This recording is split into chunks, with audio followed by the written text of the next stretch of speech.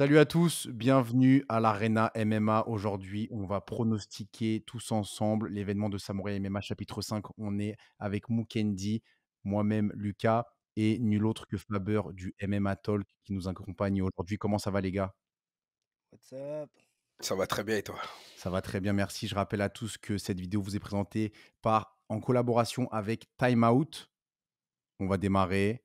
C'est important que aucun combattant ne prenne personnel ce qui va être dit. Générique.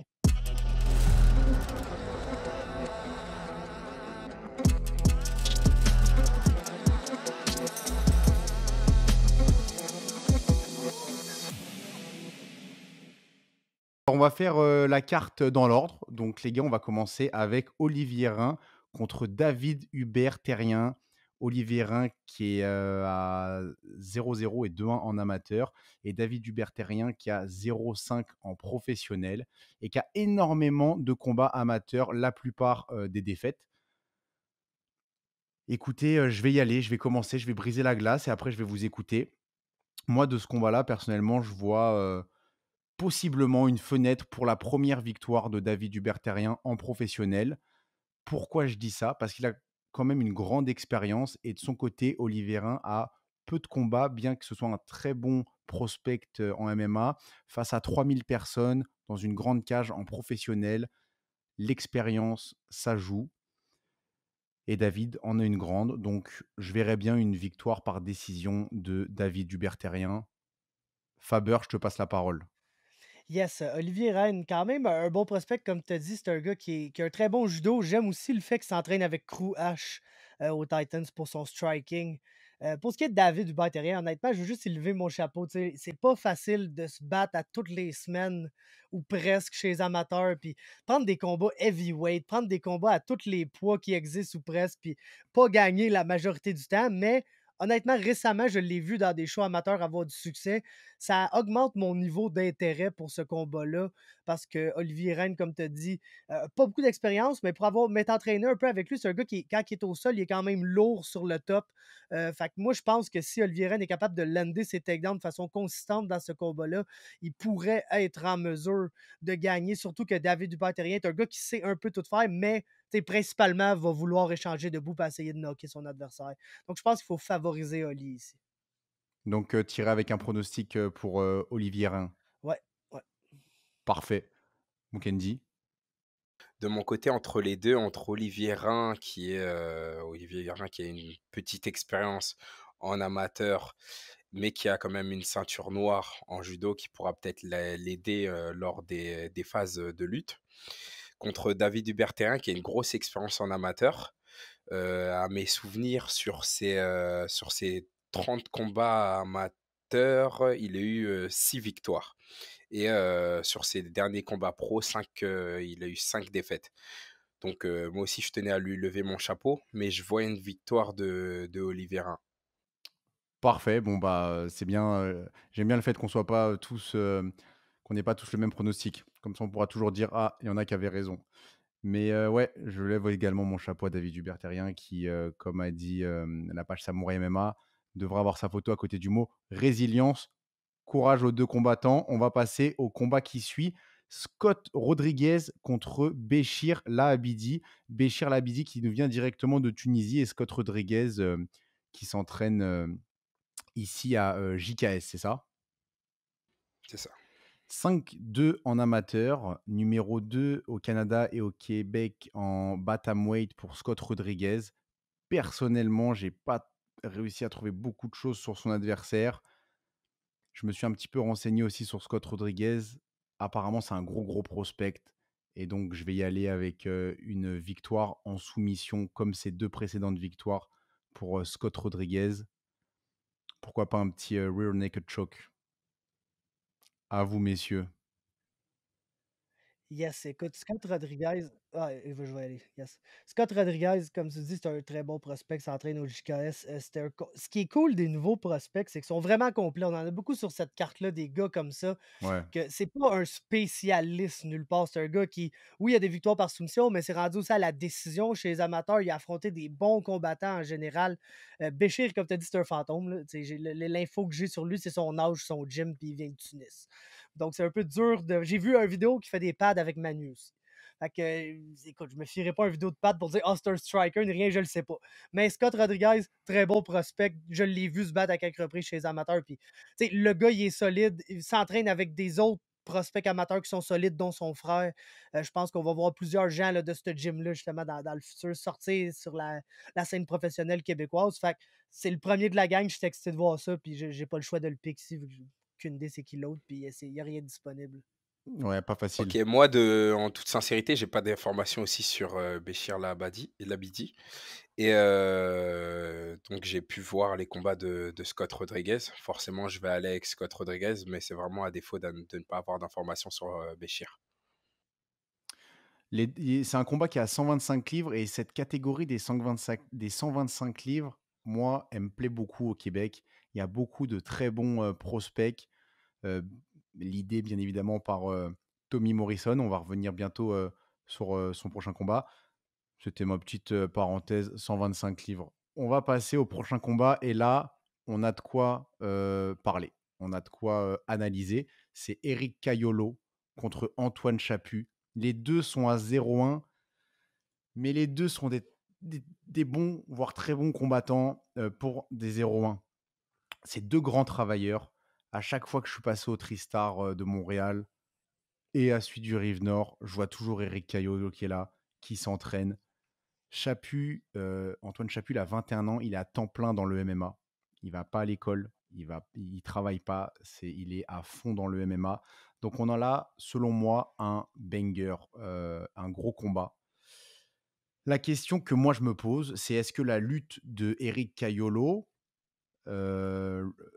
va suffire à battre Antoine Chaput, qui est très complet. Donc je vais me lancer. On n'a pas non plus le temps de faire des grandes analyses. Je tiens à dire que les deux combattants sont des très bons combattants. C'est un gros accueil pour Antoine Chaput au Québec, pour son premier combat pro au Québec. Mais je vais y aller avec une victoire de Antoine Chaput par décision contre Eric Caiolo. Mukendi, est-ce que tu veux enchaîner? Moi, de mon côté, donc Eric Caiolo, qui a plus d'une dizaine de combats amateurs. Donc, il est habitué, j'ai vu dans ses combats amateurs qu'il est habitué à faire quand même des longs combats, donc de finir comment dire, pas de finir les combats, mais d'aller jusqu'à la décision. Donc, Ouais. c'est quelqu'un qui a un bon cardio, qui s'entraîne beaucoup aussi. Un combattant très endurant. Sa victoire, sa défaite en pro, c'est par décision partagée. Et Antoine Chaput, qui est un gros prospect au Québec, un combattant qui est assez respecté. Et les gens attendaient ça pour voir comment va se passer sa carrière professionnelle. Donc, je vais y aller avec Eric Caiolo, puisque je pense que l'expérience pourra parler et que avec son endurance et sa lutte, il pourra vaincre Antoine. C'est vrai que c'est l'expérience 37 ans contre la jeunesse 21 ans. On a là un gros clash. Faber, hâte de t'entendre sur celui-là. Ouais, d'un, j'adore le match-up. Je pense que c'est parfaitement fait. Tu sais, comme tu dis, un combattant qui est plus vieux, qui a plus d'expérience, qui a juste un combat pro, mais quand tu cherches Eric Caiolo sur YouTube, tu peux le voir se battre contre Marc-André Barriot 2 fois, là. Fait que le gars, he's been around. C'est sûr que ça fait longtemps qu'il n'a pas été dans la cage. Est-ce que ça va être un facteur? Peut-être, mais honnêtement, écoute, tu sais, gros props à Eric. Je pense que c'est le combat. C'est Antoine qui va décider s'il va gagner ou il va perdre ce combat-là. Ben, franchement, sur une carte où on a un Tyler Freeman, un Scott Rodriguez, je pense que Antoine Chaput, c'est probablement le meilleur prospect qu'on a jamais encore vu au Québec sur cette carte-là. Son striking dans son combat aux États-Unis, où il s'est complètement fait crosser par la décision, C'est là. ça, hein. Antoine Chaput devrait arriver 1-0. Il Hmm. affrontait un très bon adversaire qui avait du bon Muay Thai, qui était long, qui a réussi à le surprendre avec des belles affaires ici et là, mais Antoine avait réponse à tout dans ce combat-là. C'est quelqu'un qu'on n'a pas encore vu son grappling non plus sur la scène pro, que honnêtement, est peut-être meilleur que son striking, même s'il est vraiment capable de tapocher du monde debout. Donc, tu sais, honnêtement, j'ai pas le choix de pick Antoine, qui est actif dans les dernières années, contrairement à Eric, qui, oui, s'entraîne comme un bon, est toujours là, mais l'idée d'un comeback en MMA est un peu venue avec Samouraï. Antoine Chaput, il est dans la game, là, comme tu as dit, là, il vit de ça. Donc, j'ai pas le choix de pick Antoine. 9 combats en 2022. Est-ce que si tu dois le pick, tu le dirais par décision, soumission, finition? Ah, écoute, Moi, personnellement, j'aime voir les prospects aller à la décision puis se développer en tant que finisher plus tard. Est-ce qu'il va être capable de trouver quelque chose? Peut-être parce que c'est un très bon submission fighter, puis je pense qu'Eric Caiolo va vouloir aller au sol avec lui.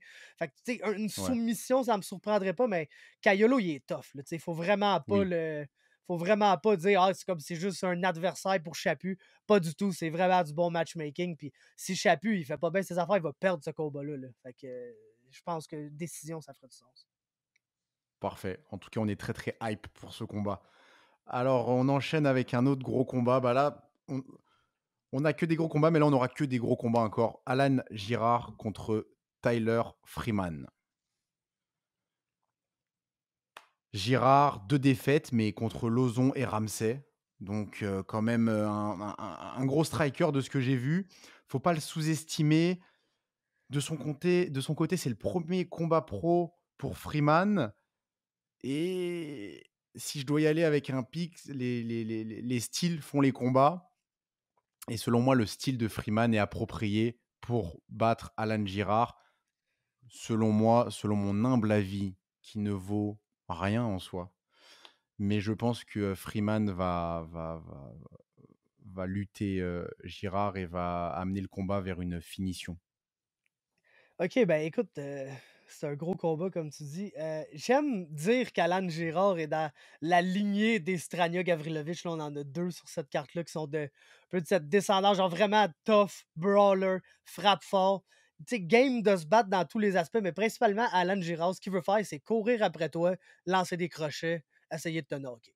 C'est pas mal ça la game. Comme tu as dit, Tyler Freeman, pas de combat pro encore, mais le gars s'entraîne au Tristar depuis X nombre de temps, s'entraîne avec, tu sais, des gars pros comme Alex Morgan, comme Fred Duprat, comme Yannis Hazard, Maxime Soucy, qui a comme Mmh. 3 4 combats pro, puis qui est en train de péter tout le monde au BC, qui a genre le double de combats que lui a. Donc, honnêtement, Tyler Freeman, ça en est un autre gros prospect sur cette carte-là. Je pense que Alan, justement, le fait qu'il est très agressif, s'ouvre un peu aux amener au sol. Puis le grappling de Tyler Freeman va absolument être supérieur dans ce combat-là. C'est vraiment un très, très bon grappler qui est aussi game d'aller pour les soumissions. C'est pas juste un gars de contrôle qui va garder ses Absolument. positions. Le gars va y aller pour les soumissions. Donc, je suis forcé de croire que Tyler va probablement gagner par soumission aussi, là. Avant de passer la parole, Mukendi, je tiens à dire qu'il s'entraîne, oui, avec Alex Morgan, Yannis Hazard, Duprat, mais il s'entraîne aussi avec Mukendi. Vas-y, Mukendi. Oh! Taylor, combattant complet, hein, combattant vraiment très complet. Très bon au sol. D'ailleurs, ça doit être même une ceinture violette. Et donc, à mes souvenirs. Donc, très bon au sol, mais aussi très bon debout. Donc, il aime bien aller au striking.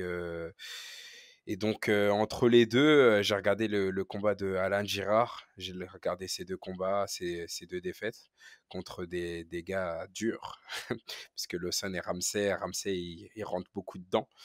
Il met beaucoup de Ouais, pression. Lawson, il attend un peu, mais franchement, il l'a eu à la fin, à la soumission. Je pense que là, il n'est pas tombé contre la bonne personne. C'est un combattant qui a beaucoup d'expérience en amateur et qui attend de combattre depuis longtemps. Il a eu plusieurs combats qui ont été annulés. Avec le Covid aussi, ça n'a pas été facile.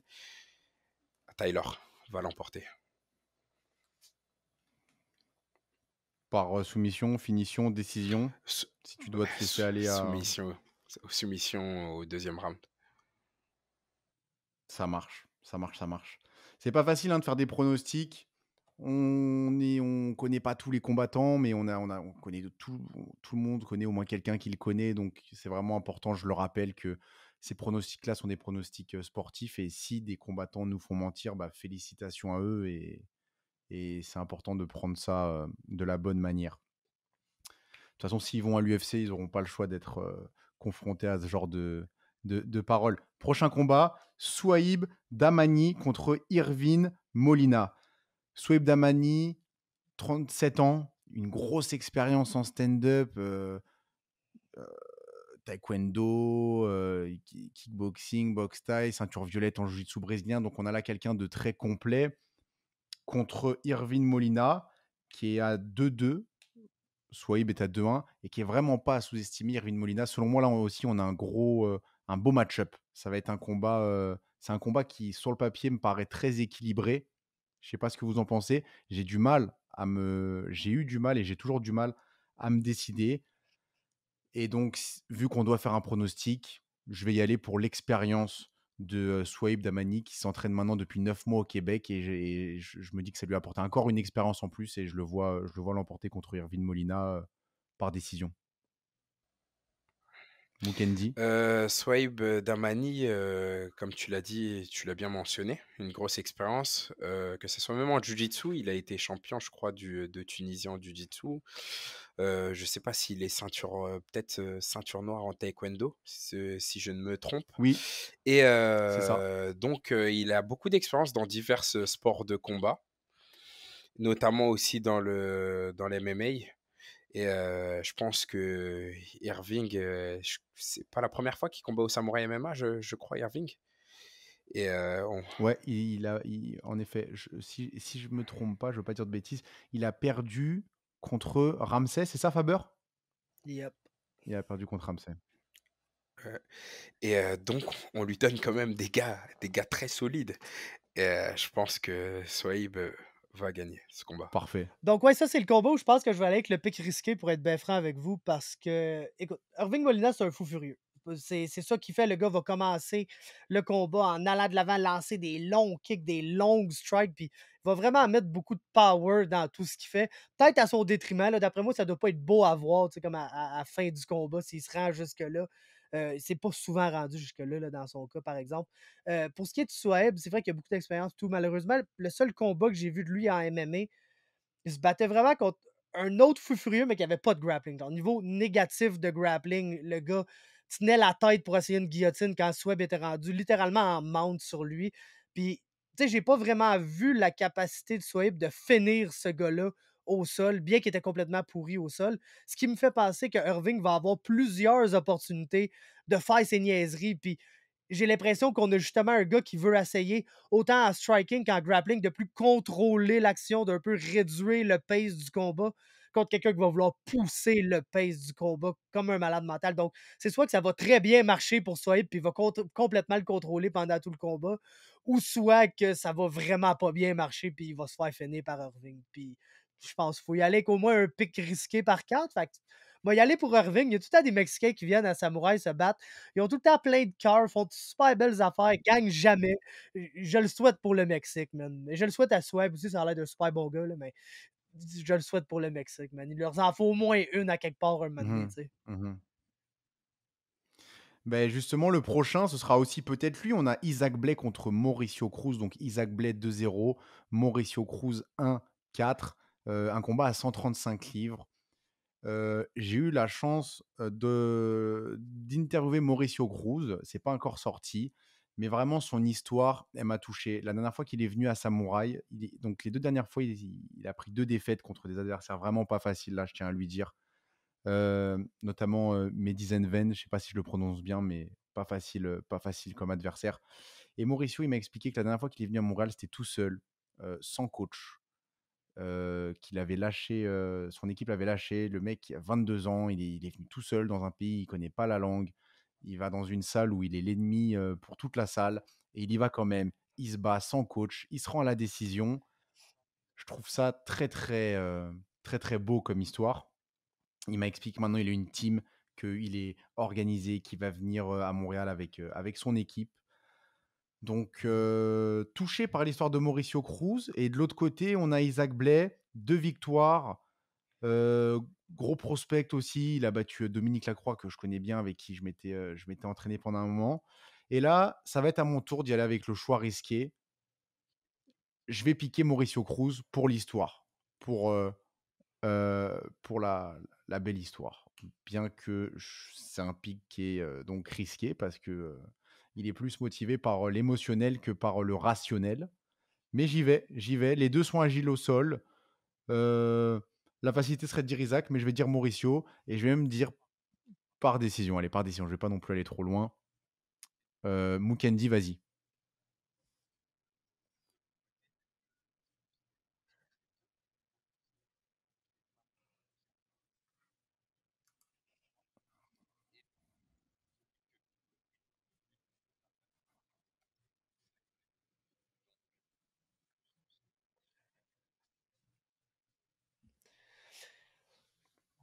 Écoute, Parfait. Isaac Blais, les chums, c'est un monstre, là.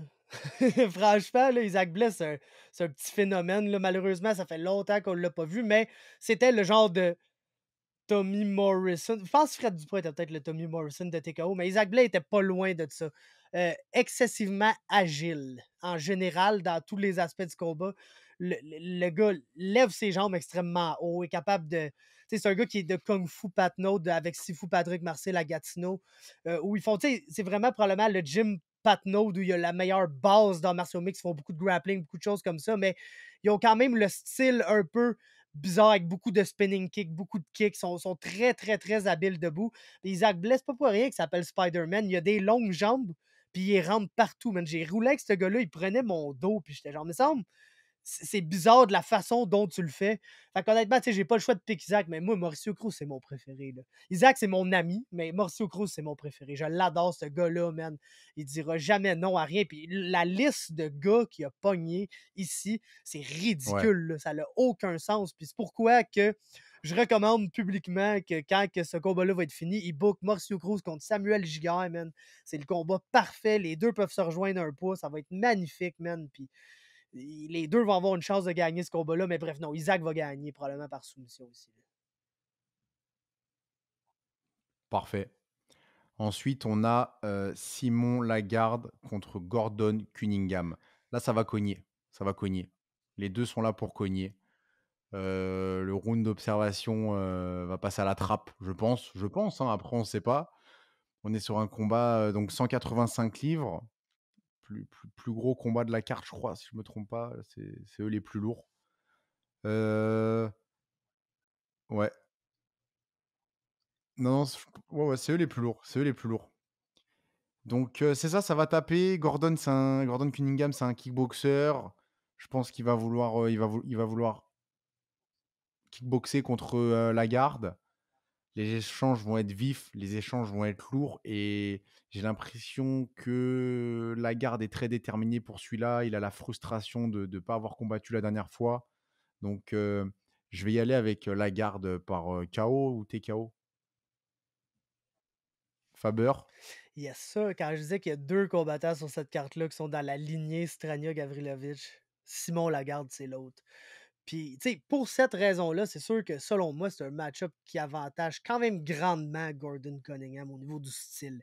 Le gars, 6 pieds 5, 13 kilomètres de long, travaille bien derrière son jab. L'affaire qui me dérange un peu pour Gordon, puis là, je pense qu'il y aurait une ouverture pour Simon Lagarde, c'est qu'il est trop laid back.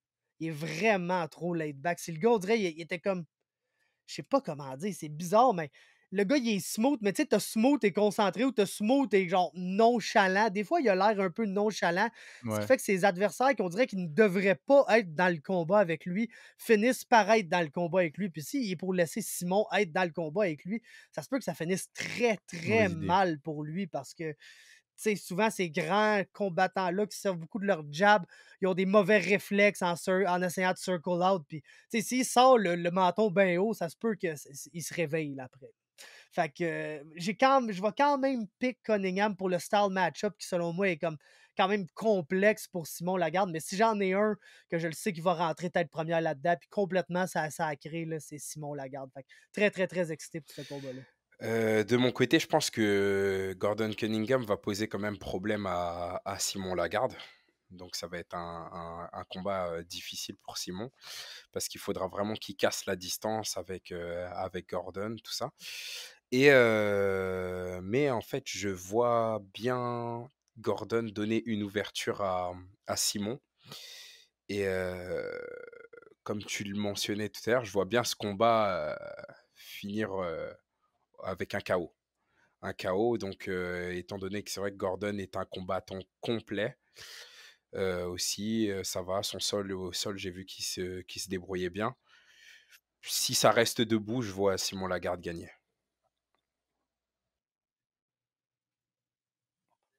Parfait. Les 2 sont à 1-1.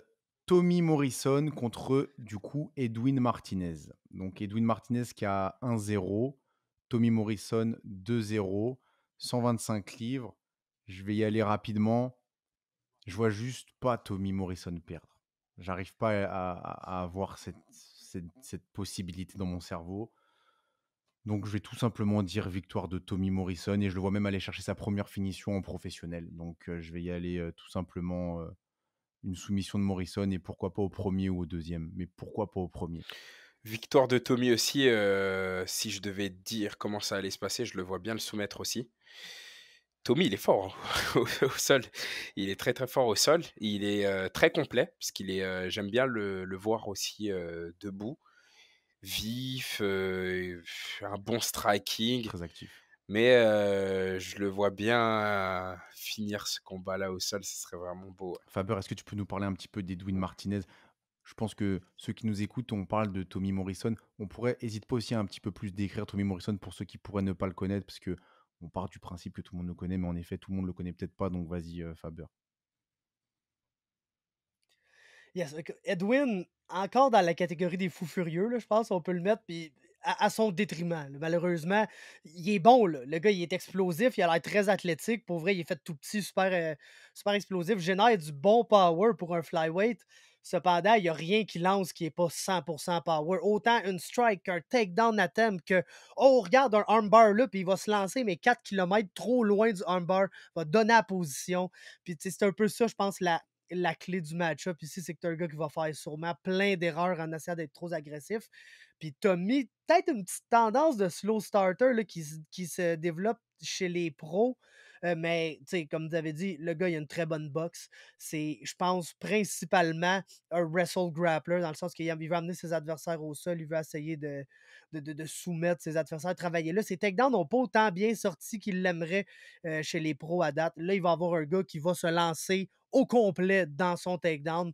Donc, je pense que autant ça peut peut-être nuire à Tommy un petit peu dans ses derniers combats d'être un slow starter. Je pense que dans ce combat-là, ça va peut-être l'aider parce qu'il va faire moins d'erreurs que son adversaire. Puis je pense que son adversaire va littéralement lui donner une opportunité de le finir au premier ou deuxième round, probablement par On soumission. est, on est, on est, on est pas mal tous d'accord pour ce pronostic-là. Ça va être super intéressant. J'ai vraiment hâte de voir. Moi, personnellement, j'ai encore jamais vu de Samouraï MMA en direct. Donc, j'ai vraiment hâte. On enchaîne avec un gros combat, un gros combat. Dani Malette contre Jordan Balmir, a.k.a. Django. Donc là, 175 livres, alors que Jordan Balmir, lui, habituellement, il se bat à 155. Il s'en fiche, il veut juste combattre, il veut juste détruire, il veut, pour reprendre ses mots, il veut fendre. Donc là, on a un ancien combattant MMA amateur qui avait une belle fiche en amateur, qui a d'ailleurs battu Robert Ceres en amateur, qui a tourné professionnel en boxe, qui a fait un très très très gros run en boxe anglaise, qui a fait parler de lui au Québec. Il était à 10-0, après il est passé à... Non, il était à 9-0 je crois, après il a fini à 10-2. Il a perdu contre des gros combattants en boxe anglaise. Et là, il est de retour. Il s'entraîne avec les Jourdain et BTT. De retour en MMA. Il veut juste se battre. Et là, il va se battre contre Dani Malette, qui est à 2-0. Donc, pour un premier combat pro, c'est un gros accueil, Dani Malette. Django a peur de rien. Il y va. Il est confiant.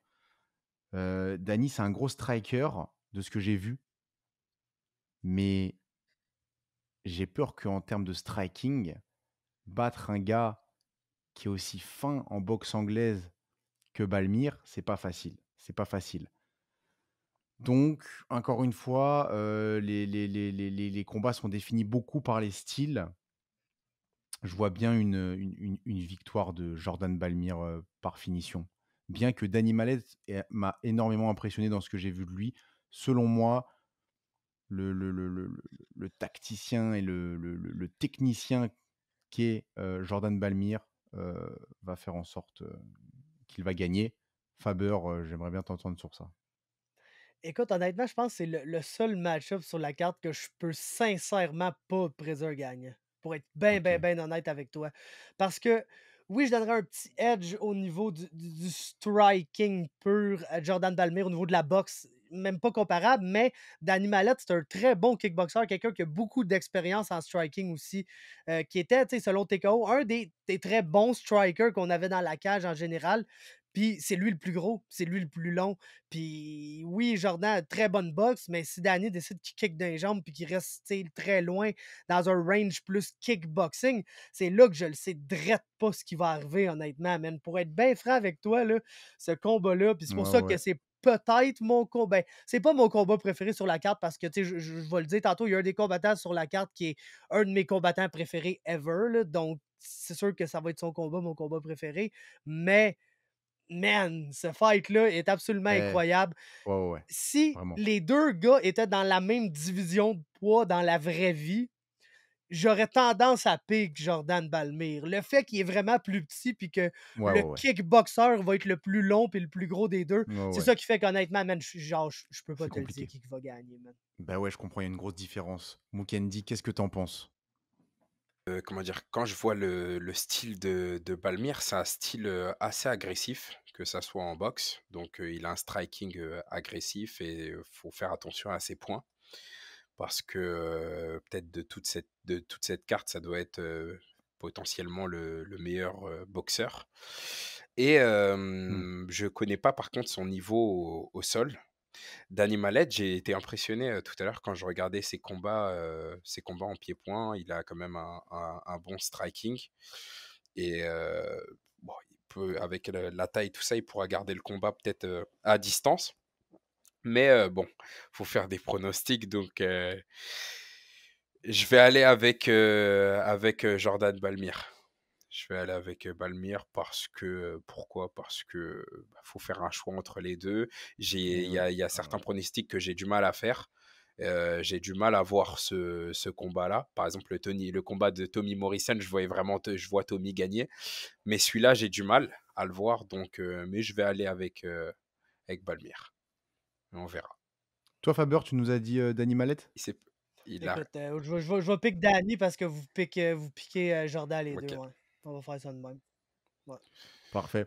Je pense que celui qui a le la pire fiche d'entre nous, il va devoir faire un round de sparring, contre Alex Morgan la prochaine Pas de fois, là. problème. Ah, je te le pète, man. Alors, je vais me casser la gueule, mais c'est pas grave, je suis toujours down. Alors on enchaîne. Dites-moi d'ailleurs si je fais des oublis. Bon, j'ai fait mes notes, mais je ne suis qu'un homme, qu'un humain. Joe Ramsey contre Colton Boxel. 2-0 Joe Ramsey, Colton Boxel 2-4. C'est un match-up qui vient d'être, changé. À la base, Joe Ramsey devait se battre, contre quelqu'un d'autre et contre qui il devait se battre déjà? Je vais te dire ça tout de Emmanuel suite, Suarez. Oui, ouais, c'est Emmanuel ça. Suarez, c'est ça. Donc là, changement d'adversaire, Colton Boxel, j'ai pas eu le temps de bien Je l'ai pas analyser. j'ai pas Faber, j'ai est-ce que pas tu veux aussi, lancer j'ai pas le analysé. l'analyse pour ce combat? Je Yo. Avec plaisir, man. Colton Boxell veut t'arracher un talon, principalement, là. C'est ça qu'il veut faire. C'est un weirdo Jiu-Jitsu guy, là. Le gars, son dernier combat, c'est écrit une Kimura sur Tapologie. OK, C'est absolument pas une Kimura. Le gars avait le reverse triangle, essayait d'y aller pour le Kimura, il n'a jamais réussi. Le gars, finalement, OK. tapé sur la pression du triangle. Même Boxell avait pas l'air de comprendre quand le gars a tapé, honnêtement. Mais si tu veux voir le clip, je te l'enverrai. Je l'ai vu, ça a été ma soumission de l'année, il y a 2-3 ans. Il a pété un e-look à un gars, là, genre ben random. Il a comme pull guard dans le single leg X, puis il a juste e-look le type. Fait que. Sorry, mais j'aime le test pour Joe Ramsey. J'aime le test. On s'entend que Boxall arrive pas ici favori là, du tout. C'est un gars qui va en arracher s'ils se battent debout, les un contre l'autre. Je pense que dans le clinch, il est tricky parce que justement, il peut essayer les moves de Drew un peu Mmh. cave que tu n'essayes pas vraiment à MMA, genre pull guard, les Ashigarami, les affaires comme ça. Mais je pense qu'il va avoir une différence de force physique pour Joe Ramsey, qui est vraiment un 170, contrairement à Boxell, que j'ai vu se battre à 165, puis OK. peut-être même plus bas. Je suis pas sûr, là. Mais tu sais, c'est vraiment. Là, il y a une fiche de 2-4. C'est quand tu penses au genre de combattant régional qui est un peu game de se battre n'importe quand contre n'importe qui à n'importe quel poids. C'est Colton Boxell là, qui s'est battu là, déjà 2 semaines, même pas, puis qui est déjà dans un combat la semaine prochaine ou la semaine qui s'en vient, peu importe quand ça c'est diffusé. Fait que non, tu sais, le gars va venir pour se battre. Comme je dis, test intéressant pour Ramsey parce qu'il va amener là, un aspect weird que tu vois pas souvent des combats. Mais tu sais, je pense qu'on s'entend que Joe devrait être favori ici, là, surtout s'il est capable de justement utiliser peut-être. Tu sais, il a une bonne technique généralement en sol lutte. Je sais que c'est pas sa plus grande force. Je sais que c'est quelque chose sur quoi il travaille beaucoup. Puis je pense que sa technique qu'il a en défense de takedown, avec l'avantage de force physique que je m'attends à ce qu'il aille sur lui, va faire qu'il va être capable d'empêcher la majorité des amener au sol, puis d'aller chercher un knockout à quelque part, le premier, deuxième round, quelque chose comme ça. J'aimerais ça le Ouais, en voir passer effet. le premier round, Ce honnêtement. serait J'aimerais bien intéressant ça. à voir. Mukendi, vas-y. Joe Ramsey, il est dangereux. Il est vraiment, vraiment, vraiment dangereux. Ouais. Je regardais ses combats, c'est un combattant qui m'impressionne beaucoup. Il avance beaucoup, il met la pression dès le début du combat. Donc, il finit vite ses combats, hein. Il finit assez rapidement ses combats. Donc, je vais aller avec Joe Ramsey. Je vais aller avec lui puisque c'est vraiment l'un des combattants qui m'impressionne le plus. Bah écoutez, je vais pas être original, je vais y aller avec Joe Ramsey. Super impressionnant.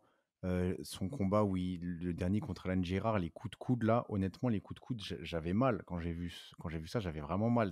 Pouf, il est d'une puissance, puis même je l'ai vu un petit peu s'entraîner en lutte. Il est puissant, il est fort. Enfin, franchement, Joe Ramsey, qui n'a que 25 ans, selon moi, là aussi, on a un gros prospect.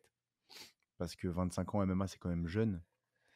Et Ouais, ben, c'est qu'il y a comme une ouais. qualité athlétique, genre innée. C'est comme ça, tu peux pas. Tu nais avec Mmh. ça ou tu nais sans ça. Lui, il l'a. Fait qu'il va apprendre plus vite que la moyenne. Puis, tu sais, c'est ça qui va, je pense, le propulser un peu plus loin que la Voilà, majorité donc dans moi, je vais y MMA. aller pour, le représentant de Sherbrooke, Joe Ramsey, par, KO TKO au 1er round. Les amis, l'heure est grave. L'heure est grave. On passe à notre combat de championnat. Combat pour la ceinture, 145 livres. Frédéric Duprat contre Mayo Campanella. Et là, je vois déjà le moment où ce combat-là, il va arriver et où la pression, on va tous la sentir monter. Parce que ce combat-là, on l'attend. On sait l'importance de ce combat pour Fred, mais aussi pour son adversaire, pour la suite de Samouraï. On a un combat là qui est capital. On a Mayo Campanella qui a fait la surprise, la grosse surprise, en battant Yannis Hazard du dernier Samouraï ou l'avant-dernier? De l'avant-dernier, je crois. C'était pas le dernier, c'est Samouraï. l'avant-dernier. Non, L'avant-dernier. c'était le 2, je pense. Contre Fred Duprat, qu'on va présenter au cas où. Certains ne le connaissent pas. Fred Duprat est à 5-1. Son adversaire Mayo Campanella est à 3-0. Fred Duprat finit tous ses combats au premier round, la plupart dans la minute. Si je ne me trompe pas, il n'y en a qu'un seul qui a duré plus d'une minute. Et il a duré 2 minutes 30 à quelques secondes près. Donc Fred Duprat contre Mayo Campanella. On pourra en parler longtemps de ce combat. Moi, je vais y aller rapidement. Je vais vous laisser en parler. Je vais vous laisser ce plaisir d'en parler. Et Fred Duprat, donc, qui est connu pour ses guillotines. Selon ce que certains combattants m'ont dit, on a là la guillotine la plus dangereuse du Québec, voire du Canada. Donc, et en face, on a Mayo Campanella qui est un combattant réfléchi, bon fight IQ. Faut choisir, donc je vais choisir Fred Duprat. Parce que selon moi, avec Fred Duprat, on a là un génie du MMA, un crack, vraiment. Quelqu'un qui aurait sa place dans l'avenir dans une organisation majeure. Donc Fred Duprat. Et puis la facilité, ce serait de dire par guillotine. Mais je vais me laisser une chance et je vais dire Fred Duprat par KO. Tout simplement au deuxième round. Allez, parce que j'espère le voir en round complet. Pour le plaisir du fan de MMA qui est en moi. Qui veut se lancer là? Allez-y. Et je me J'ai lance. essayé d'être sommaire, mais c'est pas facile. Vas-y, Je, Mukendi. je me lance. Mais Campanella aussi, il est bon au sol. Bien sûr, Il est bon au sol, il aime le sol, il aime aller au c'est comme ça sol qu'il a gagné. et que ça soit, i en pro ou, en amateur, en amateur, il a fini beaucoup de ses combats au sol et face à un Fred Duprat aussi qui a soumis aussi, beaucoup d'adversaires. Mais la différence, je pense qu'elle va se faire vraiment debout. Je pense que Fred Duprat, il va mettre une telle pression, même dès au début du combat, que Maio Campanella va craquer. Je pense qu'il y a une différence vraiment au niveau du striking. Je pense que Fred, le striking est vraiment à son avantage. Donc, je vois Fred gagner. Comment et à quel round? Je pense que ça sera un combat qui va pas durer, hein. Je pense que je le vois gagner au premier round et je le vois gagner debout, donc par TKO ou KO. Parfait, Je pense que ce c'est combat-là, il n'ira pas au sol. parfait. Tout est possible, je sais pas. Donc ouais, c'est possible. Faber, apporte-nous ta lumière sur ce combat-là. Écoutez, les gars, c'est, tu sais, c'est pas vraiment. J'aimerais bien ça y aller avec une grande analyse super complexe. Tout, tu sais, Mayo, il faut vraiment lui donner ses props, il est très bon. Très, très bon. Euh, Comme Mukande a dit, il est bon au sol. Je pense que c'est peut-être son plus gros désavantage dans ce combat-là. Tu veux pas aller au sol. Tu sais, je vais vous expliquer quelque chose. Fred Duprat, quand on dit que c'est la meilleure guillotine au Québec, c'est vrai. C'est vrai. Moi, je m'entraîne avec Mick Dufort depuis longtemps, qui avait comme cette réputation-là, là, littéralement. Puis Mick lui-même me dit non, la guillotine de Fred est meilleure. Puis écoute, j'ai roulé avec Fred la première fois, j'étais ceinture mauve. Il a dû me guillotiner 12 fois dans le round. Puis à cette heure, je continue à rouler avec lui. Le gars, tu sais, je commence à connaître son style un peu. Puis je suis quand même avancé en Jiu, là, ça fait 8 9 ans que je fais ça. Puis il va quand même réussir à me passer une guillotine une fois par ronde, même si tout ce que je fais est en fonction de ne pas me faire passer une guillotine par Fred Duprat. Tu sais, 100% de mon round avec lui, c'est genre, je sais pas, ah, je veux une belle position sur lui. C'est genre, j'essaye de ne pas me faire guillotiner. Ce qui m'amène au fait que soit que Mayo va shooter pour un takedown parce que ça a tellement l'air Mmh. incrusté dans sa game. Puis c'est ça, comme on a dit, qui a amené la Ouais. majorité de son succès, autant chez les pros que chez les amateurs, que s'il shoot pour un takedown, il se fait guillotiner à ce moment-là.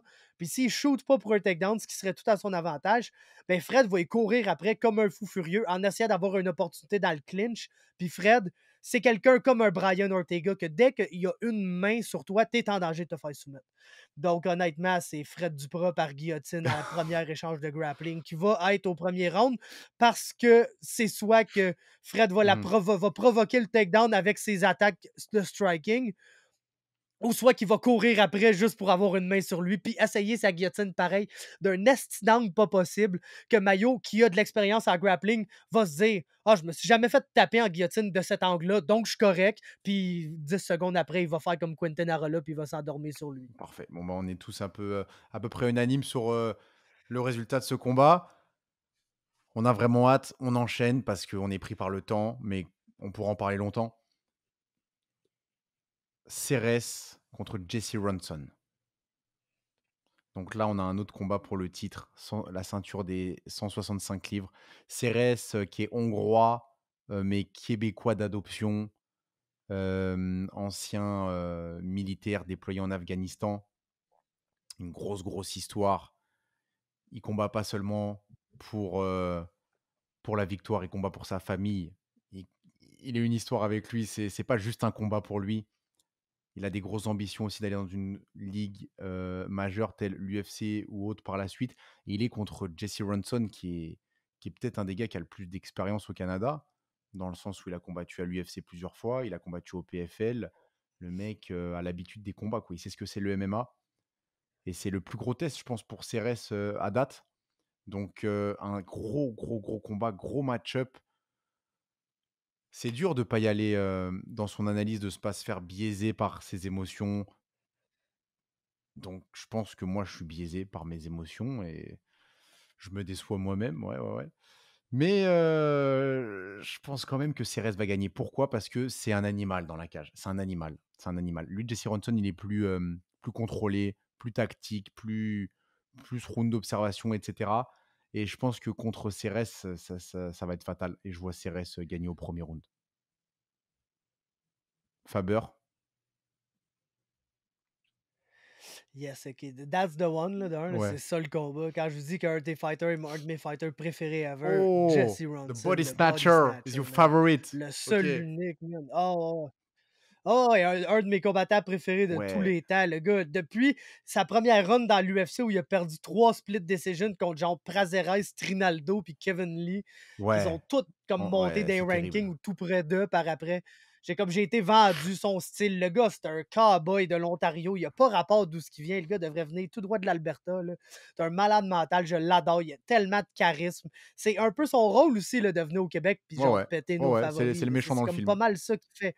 Euh, Ronson, définitivement, parce que je pense qu'il va être capable de survivre le premier round puis d'amener ça plus tard dans le combat. Puis comme j'ai dit, je pense que plus le combat avance, plus que son niveau technique généralement supérieur à celui de Cérès va montrer. Mais hey, live underdog, le Robert Cérès, dans les premiers instants du combat, s'il est capable de lander, là, ça se peut que ça se finisse assez abruptement. Mukendi, quel est ton point de vue là-dessus? Moi, de mon côté, je vais aller avec Robert Ceres. Jesse Ronson, il a une grosse expérience, c'est un vétéran de l'UFC, il a fait plusieurs combats dans cette organisation. Donc, il a affronté des très très bons, très gros combattants. Donc, il est plus expérimenté, c'est sûr. Robert Ceres, bien moins expérimenté, mais c'est un combattant assez complet et qui est assez expéditif en termes de combat, c'est-à-dire que souvent ça se finit au premier round. Je crois qu'il n'y a que un de ses combats pro qui a passé le premier round et il a perdu par la suite. Mais même ses défaites, c'est souvent au premier round. Je pense que Robert Ceres va mettre une telle pression et va gagner au premier round. Il est en confiance. En plus, là, il est sur trois victoires au Samouraï MMA lors de ses derniers combats. Et après, quand il avait perdu ses combats, et les 2 combats qu'il avait perdus juste avant ça, c'était quand il y en avait un qui était contre Michael Dufort, qui est Ouais. un dur, et qu'il avait soumis au premier round. Je pense que Robert Ceres, là, est en confiance et il va gagner face à Jesse. En tout cas, ça va être un combat énorme. Et je pense qu'on l'a dit, hein, la clé va être au premier round. Et c'est là qu'on va avoir des réponses. Et ouais, donc c'est ça, moi aussi, je pense que Ceres va y aller pour arracher la tête de Ronson dès le début. Le main event, les amis, le main event, ça y est, on touche à la fin de ce podcast, de ce premier podcast de pronostic pour l'arène MMA en collaboration avec Faber du MMA Talk.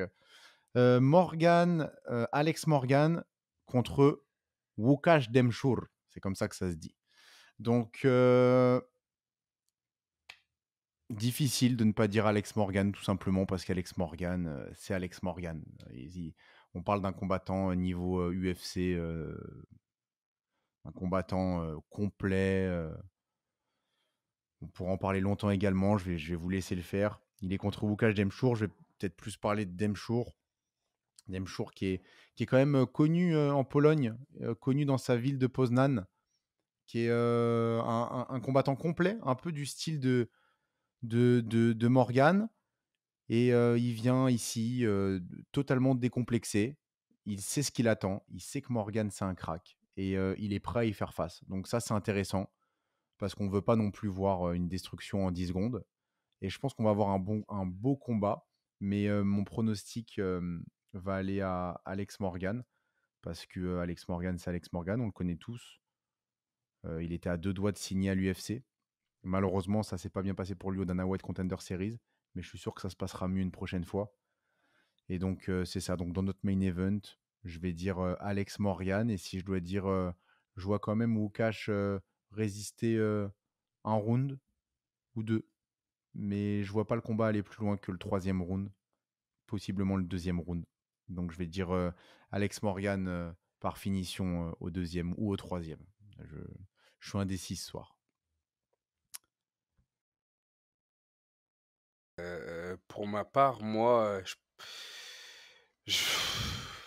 Alex. Alex, C'est pas facile, je hein. vois, Bah je vois ouais. ça. Victoire, en fait, en toute sincérité, pour moi, victoire logique de Alex. Ah ouais. Le Łukasz Demchur, j'ai vu qu'il il boxait beaucoup en reculant. Mais je pense que ça va très bien avec le style d'Alex et qu'Alex, il va lui mettre la pression et je le vois même l'amener au sol. Je le vois l'amener au sol et je le vois le soumettre. Donc, si je devais définir un round, j'aurais dit même au premier round. Ouais, je vois, j'arrive pas à me faire à l'idée que Alex peut perdre ce combat.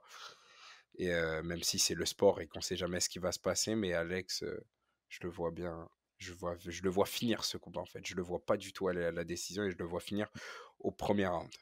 Devant son public. Ouais, il est plus expérimenté, il est vraiment complet. Genre, que ça soit au sol, il est là. En lutte, il est là aussi. En Ouais. striking, il est très très fort. Il a travaillé très dur. C'est un gros, gros, gros, gros travailleur. Parfait. Merci beaucoup, Mukendi. Faber. Ouais, écoute, ça, c'est un excellent combat, là. Je veux dire, le matchmaking est vraiment très bon, autant en termes de comme trajectoire. Un peu, tu sais, Demcho, c'est un gars qui a mal commencé sa carrière, 1-3. Il est 7-1 à ses derniers combats sur une séquence de 2 victoires. Donc, c'est quelqu'un qui le sait très bien, là, qui arrive ici, se bat contre un vétéran du contender, c'est capable d'aller chercher une grosse victoire. C'est peut-être sa chance là, de rentrer dans les grosses ligues s'il réussit à battre Alex Morgan. Euh, Vraiment, a l'air d'un combattant comme assez Muay Thai, je dirais, là, dans le sens que kick beaucoup. Ça sert de son jab, Ouais. je trouve pas qu'il se sert assez de ses mains. Je pense que ça va être ça le gros problème dans ce combat-là pour lui, c'est qu'il se sert pas assez de ses mains. C'est quelqu'un qui est vraiment kick heavy, va servir un peu de son jab, puis faut que je donne a l'air assez sauvage dans le clinch. Tu sais, dès qu'il réussit à clincher, c'est une machine à lander des genoux, va lancer les genoux au corps, va lancer les genoux à la tête. Ça a l'air d'être un bon back taker aussi. Mais Alex Morgan, si tu veux l'out-grapple, faut vraiment que tu réussisses à y faire mal. Puis là, c'est là que tu as ta chance de faire quelque chose au sol contre lui. J'ai jamais vu quelqu'un juste arriver take down Alex Morgan puis avoir du succès au sol contre lui sans lui avoir fait mal avant ça avec ses mains. L'autre, Demcho, je trouve que ça ne sert pas assez de ses mains de un, semble pas non plus avoir beaucoup de KO power en tant que tel. C'est plus un fighter qui va vouloir rester at range, avoir un bon volume, garder un bon pace, puis aller chercher comme les points, puis regarder ses opportunités.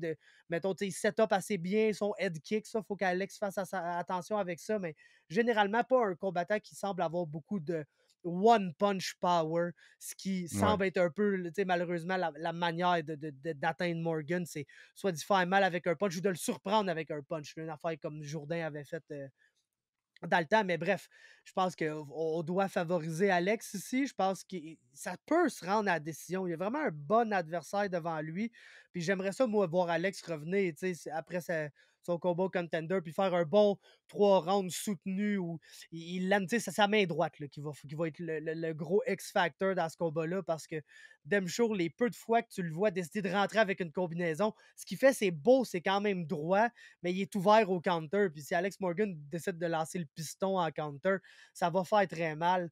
Morgan, qui a aussi une meilleure variété en termes de ses targets avec ses mains, va y aller autant au corps qu'à la tête. Il y a des belles combinaisons aux deux niveaux. Donc, Alex Morgan, définitivement ici. Mais je pense que c'est un combat qui pourrait comme soit être un late third round finish ou une décision. Intéressant. Intéressant. Bah, ça va être un gros combat. Encore une fois, on a là une soirée, une soirée de gala. C'est le cas de le dire. Ah ouais, c'est le homecoming en plus pour Morgan. Là, pas loin de Ouais. chez eux. Il va avoir, écoute, il a vendu un nombre de billets absolument incroyable. Soyez prêts pour le main event. L'ambiance, ça va être fou dans la place. Ouais. Si vous n'avez pas encore vos billets, sachez qu'il en reste vraiment pas beaucoup. Donc, allez les prendre sur le site de Samouraï MMA ou bien contacter un combattant proche de chez vous qui se fera un plaisir de vous vendre les billets. Merci beaucoup, Mukendi. Merci beaucoup, Faber. Faber, comment je dois dire? Comme tu veux, mon gars. Faber, Ah ouais, comme Ruija. ah ouais. Parfait, Faber. Super, bah, merci beaucoup à Time Out également pour cette vidéo. Et puis, on se donne rendez-vous le 11 mars pour une soirée de folie. Un petit mot de la fin, messieurs? Gros merci pour l'invitation, les gars. Ça m'a fait plaisir de venir jaser avec vous. Vous pouvez me contacter n'importe quand. Puis, me redébarquer sur le podcast avec vous autres, les Français. On va s'amuser, man. Ça fait plaisir et on a hâte d'être le 11 mars pour voir Ouais, ouais. quelle sera la suite sur nos pronostics. Yes. Vraiment, vraiment. Et puis, petit mot de la fin de mon côté. C'est ça, c'était notre premier podcast pronostic ensemble. J'espère celui d'une longue série. Donc, on va tranquillement apprendre aussi tous à se connaître. Et puis, j'aimerais terminer sur ce point. Sachez une chose, Cyril Gane va battre John Jones. Eh ben oui, je sais que tout le monde ne sera pas d'accord avec ça, mais je l'ai vu, j'ai eu une illumination. Cyril Gane va battre John Jones. On se laisse sur ça. Pas d'objection, votre honneur. Parfait. Je connais les de tout le monde. Je je vais pas donner mon avis dessus, On, mais tu sais qu'on n'est pas d'accord. on fera un petit récap. On fera un petit récap, il n'y a pas de souci.